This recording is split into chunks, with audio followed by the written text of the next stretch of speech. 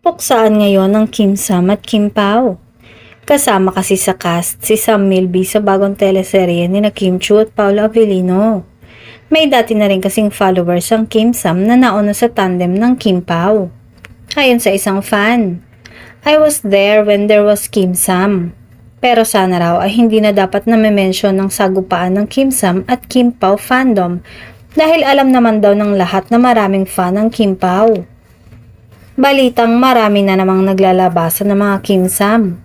Ayon pa sa isang fan, magandang puksaan sa The Alibay soon. I am seated for the Kim Sam versus Kim Pao battle. Ayon naman sa ibang commenter, mahihirapan ang mga producer kumuha ng third wheel para sa Kim Pao projects. Kasi 'di ba sabi ni Pao, very likable si Kim. Nakakasigurong hindi papayag ang Kim Pao fans kapag mas maraming promotion ang ilalagak sa Kim Sam versus Kim Pao. Pinagsasabihan din ng ilang Kim Pao fans na maghinay-hinay sa pagtalak at pang-aaway sa ibang artista na nakakasama ng Kim Pao sa proyekto. Baka raw kasi matakot ang mga ito at ang ending ay umiwas na lang sila na makasama ang dalawa sa project.